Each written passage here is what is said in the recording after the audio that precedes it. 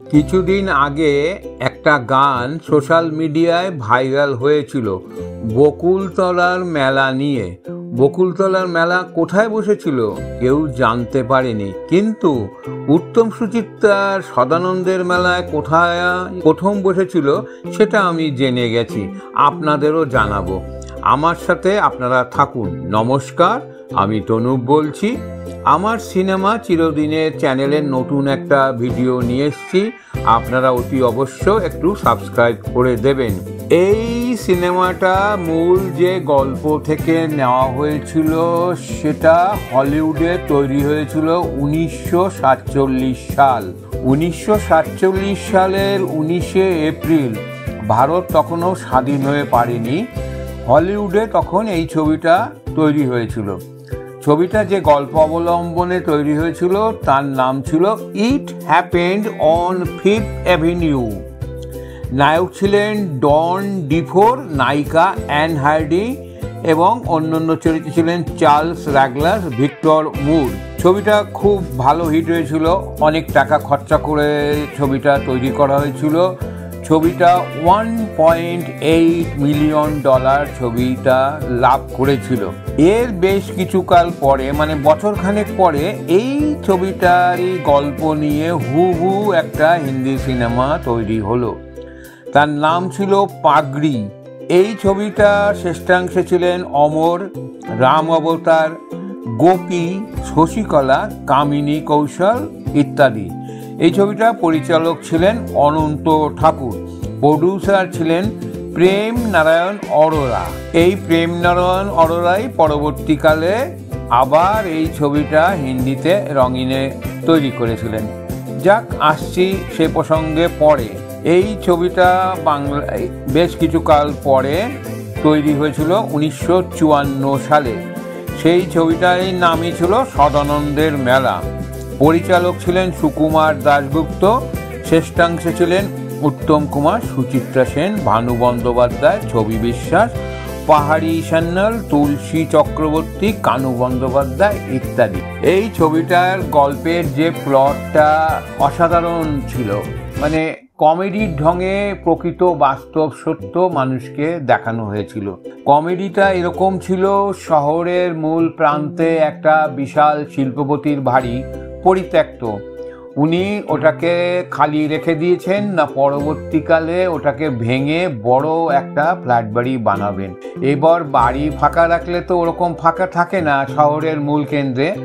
যথারীতি ওখানে একে একে ভবঘুরেরা আস্তানা গাড়তে লাগলো। বেশ কিছু লোক ওখানে আস্তানা গাড়লো। এবার কোনো একটি প্রয়োজনে শিল্পপতির মেয়ে, এই ছবির নায়িকা, তিনি সুচিত্রা সেন ছিলেন। সুচিত্রা সেন ওখানে আসবেন, এসে এত সব ভবঘুরের লোকদের দেখে উনি অবাক হয়ে যাবেন এবং তারা ওর সাথে যেরকম ব্যবহার করতে লাগলো মনে হলো উনি বহিরাগত, উনি আর একজন ভবঘুরে এবং ওনাকে থাকতে হলে ওদের পারমিশন নিতে হবে। সুচিত্রা সেন প্রথমে চটে গেলেন, তারপর লোকগুলোর সাথে কথা বলে বুঝলেন যে লোকগুলো সমস্ত গৃহহীন মানুষ, তাদের শহরে কোথাও থাকার জায়গা নেই। তো এটা বোঝার পরে সুচিত্রা সেন ওনার বাবাকে আসতে বলল সেখানে। ওনার বাবা সেখানে আসলো। আসার পরে বাবাকে সব কিছু খুলে বলল। বলার পরে শিল্পপতি বুঝলেন যে সত্যিই তো এটা একটা বিরাট সমস্যা, এত চারিদিকে গৃহহীন মানুষ, তাদের থাকা খাওয়ার কোনো জায়গা নেই। তো এই বাড়িটায় যদি তাদের থাকার ব্যবস্থা করা যায় তাহলে সেটা তো খুব ভালো হয়। এই ব্যাপারটা আরও সুন্দর করে বোঝালেন আরও একজন ভবঘুরের অভিনেতা ছিলেন ছবি বিশ্বাস। তিনি সেটাকে খুব সুন্দর একটা দার্শনিক ভঙ্গিতেই বললেন। উনি বললেন যে এই যে সব মানুষগুলো এখানে রয়েছে, কেউ ছবি আঁকে, কেউ ভালো গান করে, কেউ নাচে পারদর্শী, অসাধারণ সব গুণী মানুষ। এই লোকগুলো সমাজে নতুন কিছু দিয়ে সমাজকে এগিয়ে যাওয়ার রাস্তা দেখাতে পারে। কিন্তু একবার ভাবুন যে শিল্পপতি বা বড় বড় ব্যবসায়ী, তারা কি সেটা পারে? তারা শুধু টাকা আয় করে, তারা সমাজে কি নতুন কিছু দিতে পারে? তারা যে টাকাটা আয় করে তাদের নিজেদের ভোগ, নিজেদের স্বার্থের জন্যেই সেটা করে, তারা মানুষ এইভাবে এগিয়ে দিতে পারে না। এই কথাটা শিল্পপতি এবং তার মেয়ে ভালোভাবে বুঝলেন এবং তাদের ভবিষ্যৎ যাতে সুখে ওখানে থাকে, ভালোভাবে থাকতে পারে সেই ব্যবস্থা করলেন। ছবিটা পুরো কমেডির ঢঙে বলা হয়েছে। ছবিটায় যারা ছিলেন বাংলাতে অসাধারণ অভিনয় করেছিলেন। পুরনো ছবি পাগড়ি যিনি তৈরি করেছিলেন প্রডিউসার, তার নাম ছিল প্রেম নারায়ণ অরোরা। এই ভদ্রলোকের আবার 72 সালে ইচ্ছে হলো আমি এবার পরিচালক হব। এইবার শুধু উনি প্রডিউসার না, প্রডিউসার হিসাবে একটা হিন্দি ছবি প্রডিউস করতে নেমে পড়লেন।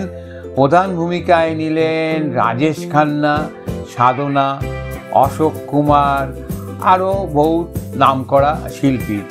এই একই গল্প নিয়েই উনি করলেন ছবিটা। এই ছবিটাও ভালো হিট হলো।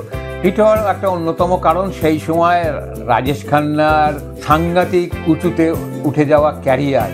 কারণ এর আগে রাজেশ খান্না যে কটা ছবি করেছিলেন আরাধনা সব পরপর হিট হচ্ছে, এটা সেই লিস্টের মধ্যেই পড়ে। যোগ বলার ধরনে এবং পরিচালনার গুণে এই ছবিটা হিট হলো। গানগুলো মোটামুটি ভালো ছিল।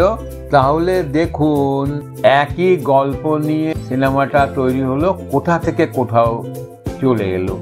প্রথমে তৈরি হলো হলিউডে, তারপরে 48 সালে বলিউডে, আবার বলিউড থেকে 54 সালে চলে এলো কলকাতা তথা টলিউডে। তারপরে আবার এই একই গল্প নিয়ে 72 সালে ওই প্রথম ছবিটার প্রডিউসার যে ছিলেন তিনি আবার পরিচালক সেজে এই ছবিটা করলেন। ছবিটার নাম ছিল দিল দৌলত দুনিয়া। গল্প চারটেই একই গল্প নিয়ে করা হয়েছে। এটা আপনারা যদি ইউটিউবে দেখেন দেখলেই বুঝতে পারবেন। চারটে ছবিতেই দেখা যাচ্ছে একজন বয়স্ক ভবঘুরে কুকুর নিয়ে ওই বিশালাকার পরিত্যক্ত বাড়িতে পিছনের দরজা দিয়ে বাড়িতে ঢুকলেন এবং বাড়ি ভর্তি সব ভবঘুরে লোকেতে ভর্তি। কোথাও কোনো পরিবর্তন আপনারা দেখতে পারবেন না। হিন্দিটা তো কোথাও গল্প লেখক কে দুটো ভার্সান হয়েছিল হিন্দিতে, পুরনোটা পাগড়ি, নতুনটা দিল দৌলত দুনিয়া। সেখানেও কে লেখক, কার গল্প থেকে নেওয়া হয়েছে কিছুই বলা হয়নি।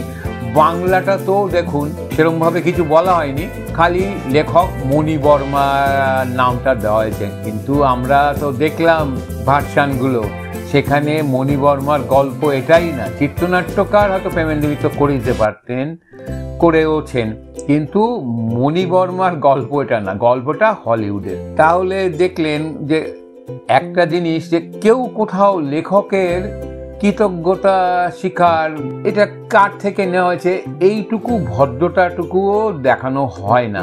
এটার পিছনে কি ওই কপিরাইটের ব্যাপার, যে দেখানো হলে বা বলা হলে সেটার জন্যে অর্থ খরচা করতে হবে, এইটা ঠিক না। যাই হোক, ছবি চারটে যেটা বললাম, এই চারটে ছবি আপনারা ইউটিউবে পাবেন এবং আমি যে ঠিক বলছি সেটা আপনারা মিলিয়েও দেখতে পারেন। তিনটে ছবিতে কুকুর নিয়ে ঢুকছেন আর বাংলাটাতে দেখা যাবে ছবি বিশ্বাস একটা বিড়াল নিয়ে ঢুকছেন। তো বাকিটা ফলো করলেও বুঝতে পারবেন যে ঠিকই একই গল্প নিয়ে। নমস্কার। কোন ভার্সনটা কেমন লাগলো এটা আপনারা একটু আমাকে যদি কমেন্ট করে জানিয়ে দেন, তাহলে ভবিষ্যতে আমি এই ধরনের রিমেক নিয়ে আরও যেসব বাংলা বা হিন্দি হয়েছে সেগুলো আপনাদের বলতে পারবো। এবং চ্যানেলটা অতি অবশ্যই সাবস্ক্রাইব করে দেবেন। ধন্যবাদ।